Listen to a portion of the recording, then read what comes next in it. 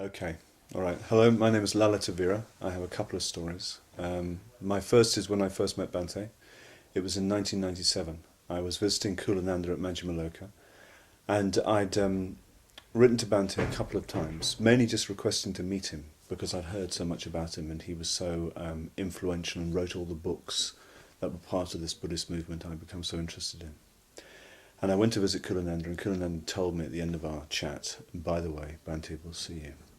And one thing I really wanted to do was to ask Bhante's permission to call him Bhante, because I was a bit nervous of all these Buddhists I'd met who were going around saying Bhante, Bhante, Bhante all the time.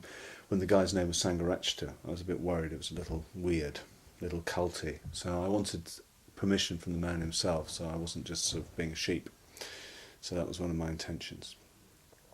So I met him in his flat in Birmingham, and I remember an old man, an elderly man, answering the door of his room in a cardigan, a very strong image of this cardigan and glasses, as was Bhante for me.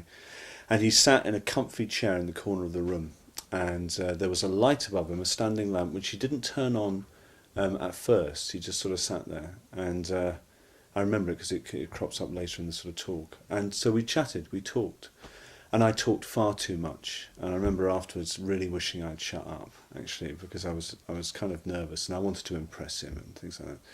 And he was very good. I remember him very firmly and clearly interrupting me at one point because because I was talking so much. He needed to get a word in edgeways, but I remember the quality of it. I remember him just very, very sort of clearly and firmly cutting in, not unkind. But just he needed, if we were going to have a conversation, he actually needed to say something. Yeah, so he was kind of clear about that. And we talked about the work I was doing. I was working in schools, and I wanted to talk to him about that. I wanted to talk to him about art. I'd been an actor and a writer, and I was still struggling with whether one could have an artistic vocation and be a Buddhist. I wanted to talk to him about that. And we talked about the difficulties I was having in Nottingham, where I lived, and at the Nottingham Buddhist Centre. And what struck me about him was that he was quite unremarkable in some ways. I mean, if I was looking for some sort of shining, dazzling, flashing lights type of figure, he wasn't like that at all. He was an old man in a cardigan with glasses, chatting away, but he was quite extraordinarily sympathetic and kindly and attentive. That was a very strong impression that I got. It's very easy to talk to him, really delightful to talk to him. And something else happened. I noticed when I was talking to him, something else happened. I had this sense that there was a mountain behind him. That's the best way I can put it. That there was a mountain of substance to this man that he wasn't revealing because he didn't need to, because he was just having a gentle chat with somebody. But there was so much more to him than he was kind of letting out to me. This is a very, very strong impression I had, and the impression I have kind of Bhante ever since. He was very helpful in the conversation. He gave really clear answers and practical answers to the things I talked about. And one thing I remember very clearly is I showed him some pictures made by the children who I'd been teaching Buddhism to in schools, and he very deliberately turned on the overhead lamp in order to see them clearly, and leaned over and looked at them and examined them. When we'd finished examining them, he reached up and turned the lamp back off again. It was all very deliberate, it was all very, very deliberate. And then it was over. And I left and cursed myself for having talked so much, because I didn't take him in enough, I felt. But it was a strong impression, and I'm left, as I say, with this idea of the mountain, a man with a mountain behind him of substance. So that's my first story, that's my first meeting with Bhante. My second story is a story really about FWO communities, and it's one that I've shared a few times, mainly around the Manchester Sangha, but I think it's an important story, and I'd like to share it mainly as a way of rejoicing in the courage of a friend of mine called Bodhi Ketu, who was a great help to me one day when I was in a particularly bad way.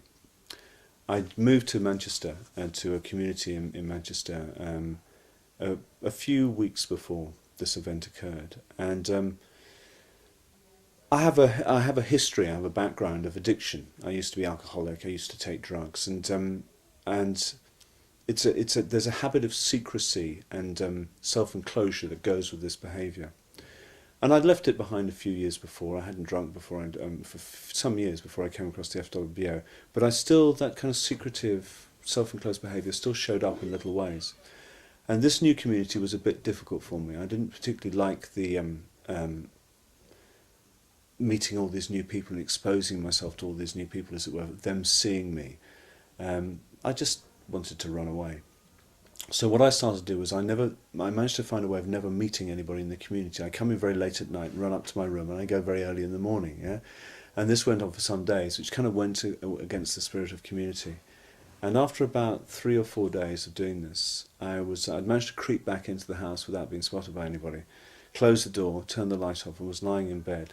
When suddenly the door opened. Yeah, not only did the door opened, and this man walked in and got into bed with me. Actually got into bed with me and put his arms around me and said, "What's wrong? What's the matter?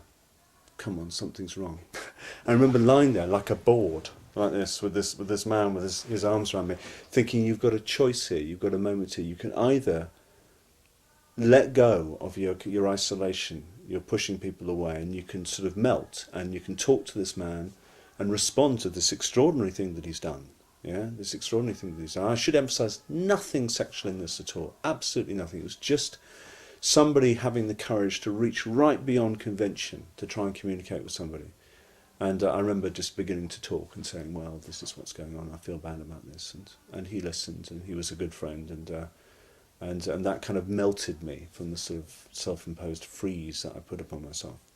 But I've rejoiced in this on a number of occasions about occasion. He tells me somebody did it to him. Priyavadata did it to him earlier on, a few years earlier, I think, when he cut himself off, and somebody needed to reach across and do something quite dramatic to contact another human being. So, sadhu bodhikatu. Thank you.